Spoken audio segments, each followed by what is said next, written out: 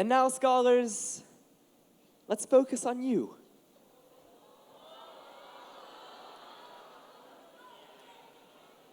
Are they protesting being focused upon? I think they're just apprehensive about the awards ceremony. Let's focus on Joga.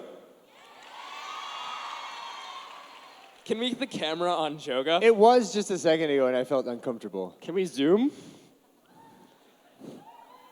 Let's focus on Joga! I suppose you're gonna do something like yesterday, where you make me promise not to. Not to break any more chairs? Yeah. Well, okay, this is where I'll make my confession. I thought it would be a really cool moment during the closing ceremony if we asked Joga not just to break a chair, but to break a certain chair. Yes. Well, Dave's soul is already broken, so I know it can't be Dave. I thought to myself, this ceremony would only be complete if Joga broke the Iron Throne. But then I thought, well, we are renting it. So we better find out how much it would cost us to break the Iron Throne. So Kylie made some phone calls, and if you might share the information you found out with us.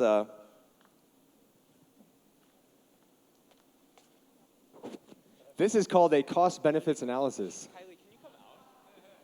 I'm guessing the cost was a lot greater than the benefit. It costs $2,000 if you break it. At a Which, place. you know, we would still kind of want to do, but $2,000 would lead to all of you realizing that your registration fees are going towards destruction. And then that T thing on Instagram would have new conspiracy theories. But Daniel, is not the greater cost not the $2,000, but a philosophy of nonviolence being finally put to rest, and for our love of chairs being exposed?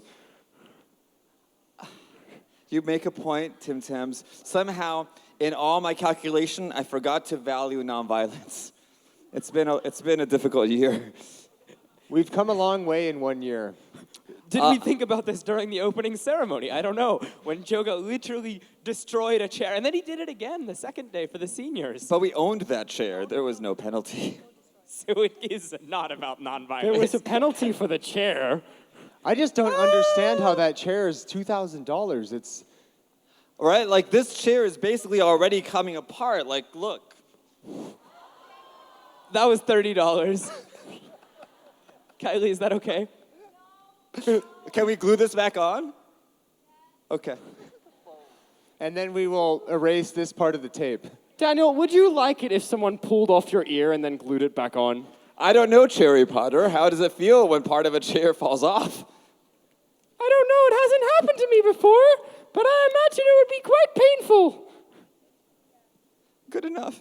They'll think they did it. I once crashed a rental car just a little bit into a pillar. Theshan would empathize. Yeah, you know parking lots with those pillars?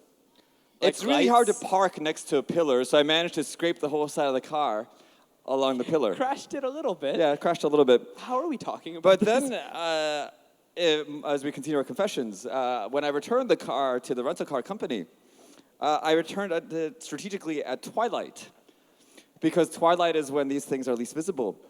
And it was a white car, so I pasted toothpaste all over the side. Wow, you are such a great example for all the scholars. Colgate, represented by 9 out of 10 con artists. This moment of life advice brought to you by Daniel Berdichevsky. TM. So let's turn our focus on you. Wait, let's focus on Joga again.